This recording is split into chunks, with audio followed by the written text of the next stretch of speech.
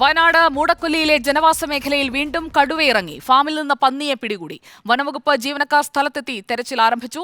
വിശദാംശങ്ങൾ ദീപക് മോഹൻ നൽകും. ദീപക് മോഹൻ, കടുവയുടെ സാന്നിധ്യം എപ്പോഴാണ് സ്ഥിരീകരിച്ചത്? എന്തൊക്കെയാണ് ലഭിക്കുന്ന വിവരങ്ങൾ?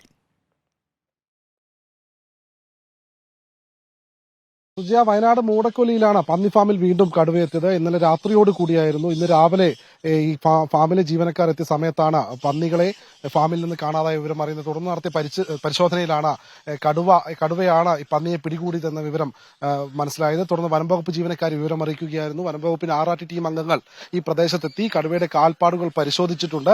കഴിഞ്ഞ 2 ആഴ്ചകൾക്ക് മുൻപ് ഈ ഫാമിൽ നിന്ന് ആദ്യം 15 പന്നികളെയും പിന്നീട് 7 പന്നികളെയും കടുവ പിടികൂടിയിരുന്നു.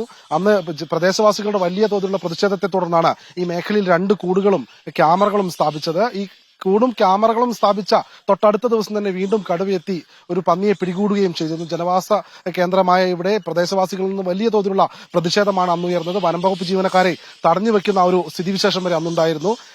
അതിനെ തുടർന്നാണ് വീണ്ടും മറ്റൊരു കൂട് കൂടി ഈ ജനവാസ മേഖലയിൽ വനംവകുപ്പ് സ്ഥാപിച്ചത്. എന്നാൽ ഈ കൂട്ടിലൊന്നും കടുവ കുടുങ്ങിയിരുന്നില്ല. ദിവസങ്ങൾക്കപ്പുറം വീണ്ടും ഇവിടെ തന്നെയാണ് ഈ കടുവ എത്തിയത്.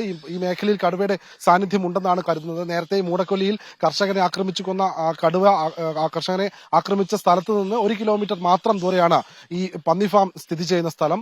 ഇവിടെ ഇപ്പോൾ വനംവകുപ്പിന്റെ ആറാട്ട് ടീം അംഗങ്ങളുണ്ട്. കാൽപ്പാടുകൾ പരിശോധിച്ച് കടുവയുടെ സഞ്ചാരപഥം മനസ്സിലാക്കുകയാണ് വനംവകുപ്പ് ഇപ്പോൾ ചെയ്യുന്നത്.